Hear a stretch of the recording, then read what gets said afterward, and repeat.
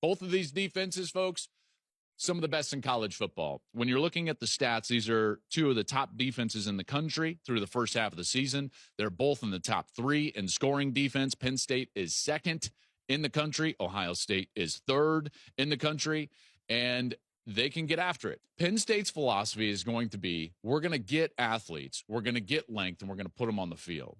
We're going to get Adisa Isaac and Abdul Carter and Kalen King, and we're going to let these guys attack and play.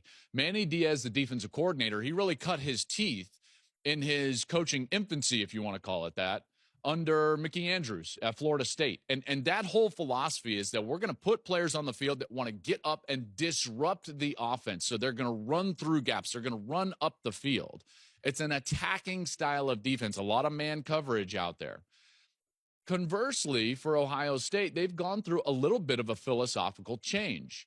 When you look at what Jim Knowles, their defensive coordinator, has been throughout his history, and then the way that they're playing this year, there is a shift, and it is different. If you go back to what Jim Knowles was when he was at Duke or even at Oklahoma State as the defensive coordinator, it was similar to Manny Diaz, attacking style of defense.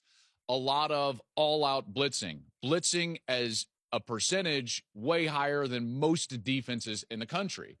And yet this year, it's a little bit different. And I believe that that was a product and is a product of the fact that they gave up so many big plays in their 2 losses a year ago.